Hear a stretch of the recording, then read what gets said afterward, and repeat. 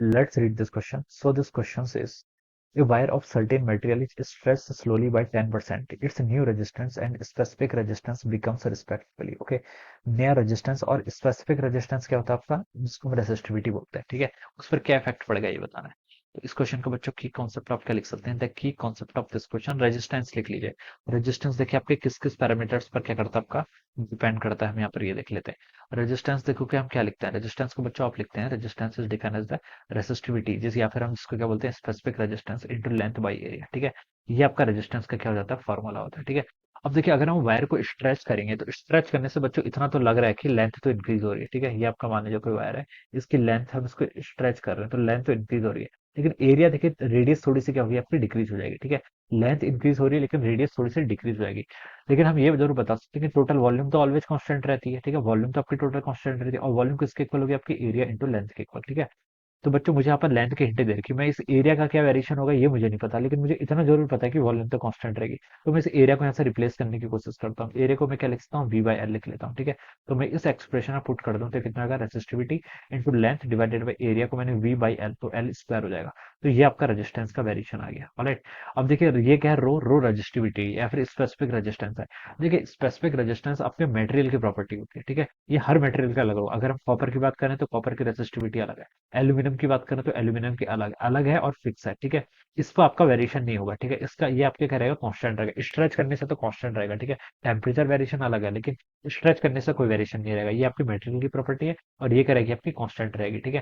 तो हम यहाँ पर से इसको कैसे बता सकते हैं, ठीक है। तो ये टर्म आपकी कांस्टेंट, वॉल्यूम तो बच्चों आप कांस्टेंट ही रहती है, आप कितने भी उसको मटेरियल को स्ट्रेच कर लीजिए, वो कर लीजिए, वॉल्यूम आपकी कांस्टेंट रहेगी, ठीक है।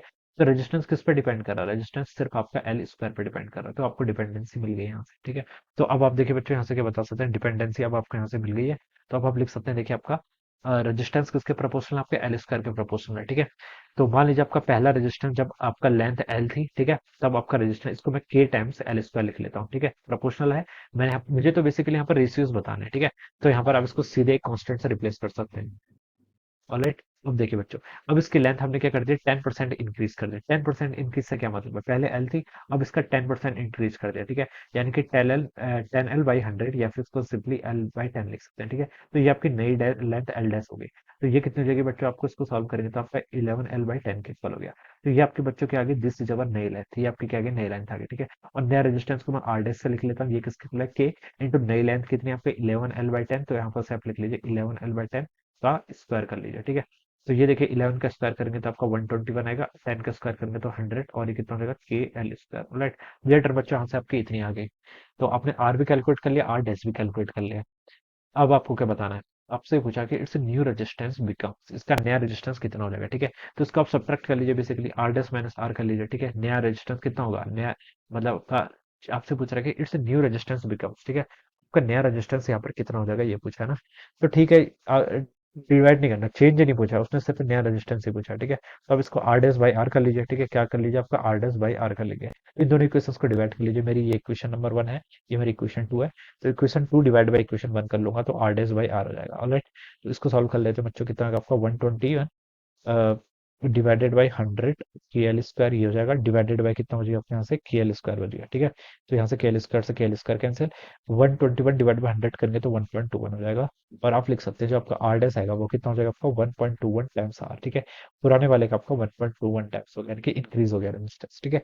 तो ये आपका यहाँ पर से क्या हो जाएगा, this should be the answer, ये क्या होना चाहिए आपका आंसर होना चाहिए इस क्वेश्चन का, ठीक है। 1.21 टाइम्स आर, ठीक है।